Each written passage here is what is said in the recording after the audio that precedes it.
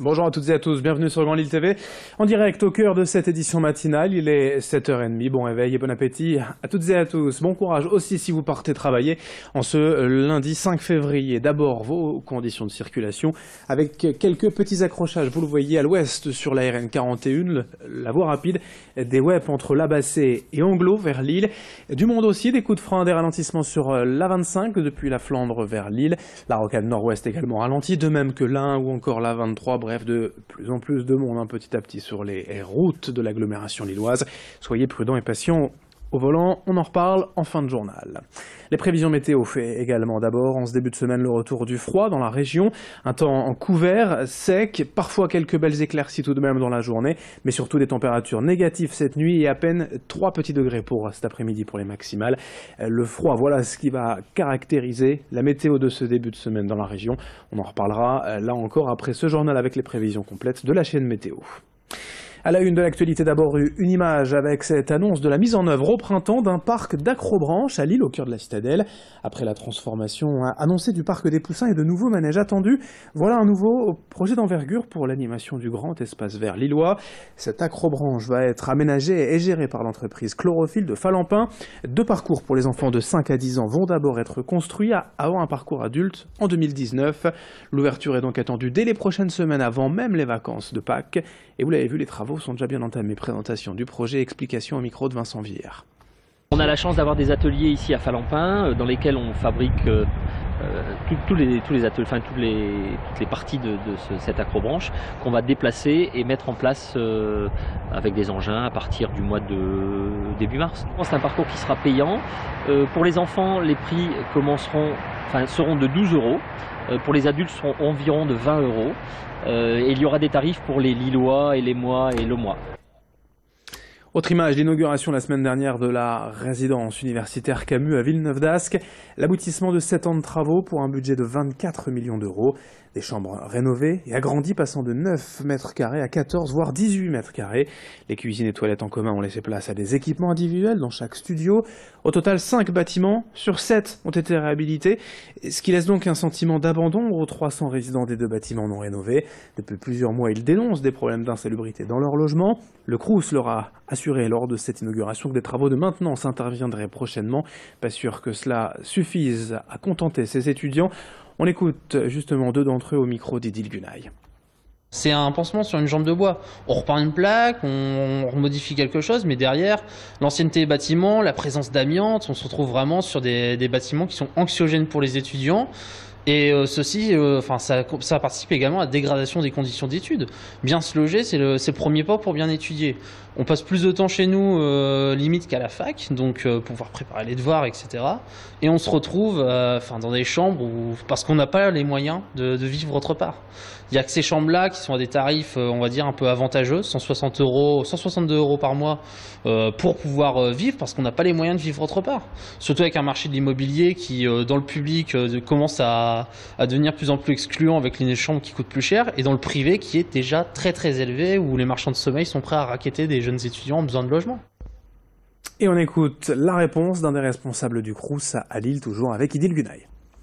Il y a eu un échange entre le Crous et l'université de terrain.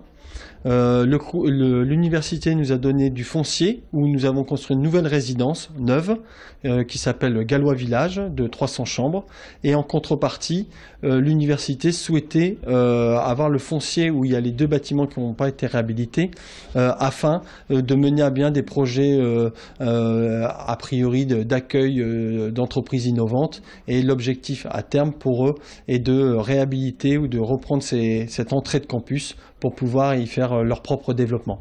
Et pour les 2 bâtiments qui restent à réhabiliter, on va engager des mesures de maintenance un peu lourdes, refaire les escaliers, revoir en partie les problèmes électriques, ce qui permettra de maintenir quand même ces bâtiments jusqu'à leur reprise par l'université. Et dans cette édition également, on va parler football avec les défaites attendues du LOSC ce week-end face au PSG. 3-0, les Lillois sont inclinés assez logiquement et restent englués à la 18e place du classement en position de barragiste. Ce qui inquiète surtout les observateurs, c'est en coulisses les difficultés financières du LOSC. Lille qui pourrait bien devoir payer 18 millions d'euros à son ex-entraîneur Marcelo Bielsa. Et une dernière annonce qui pourrait même causer la perte du club selon le journal L'Équipe. Explication en plateau avec Vincent Vieillard. Celui que l'on attendait comme le leader d'un projet LOSC Unlimited pourrait bien en être le fossoyeur.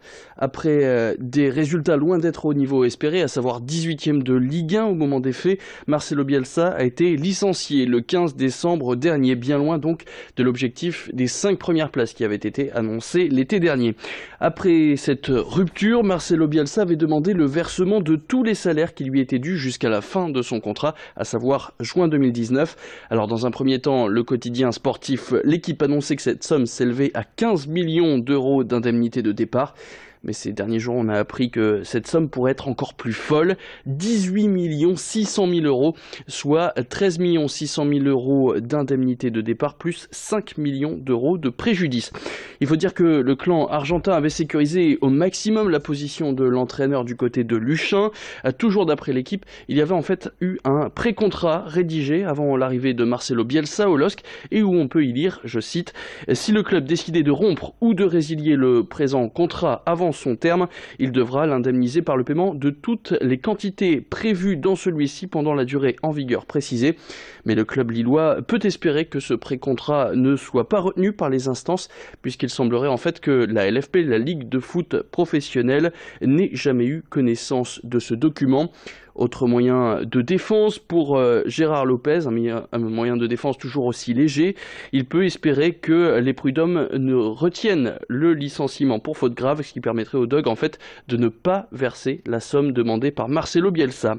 Mais pire encore, pour les Lillois, l'entraîneur argentin pourrait aller plus loin et serait prêt à aller devant les tribunaux. Son objectif en fait c'est de faire constater l'absence de paiement de la somme qu'il réclame. Et si la justice venait à donner raison aux techniciens argentin, le LOSC serait contraint de le payer. Une très mauvaise nouvelle pour des Lillois déjà interdits de recrutement et dont les comptes sont dans le rouge malgré la vente de Martin Terrier cet hiver à Lyon. Et si le tribunal de commerce venait même à faire un audit des comptes du LOSC, eh bien ce seraient les autres créanciers du club lillois qui pourraient réclamer leur dû. Toujours selon L'Équipe, des clubs comme Angers et Saint-Etienne n'auraient pas encore été payés pour les transferts de joueurs comme Kevin Malcuit ou encore Nicolas Pepe. Bref, un effet domino qui pourrait bien se lancer donc avec Marcelo Bielsa et qui pourrait aller jusqu'à causer une relégation administrative pour le LOSC à la fin de la saison, comme l'avait subi Bastia en fin d'année dernière. Voilà, des nouvelles peu rassurantes à suivre, bien évidemment, côté coulisses pour le LOSC. On en reparlera sur Grand Lille TV très rapidement, 7h37 en direct, à suivre vos prévisions météo.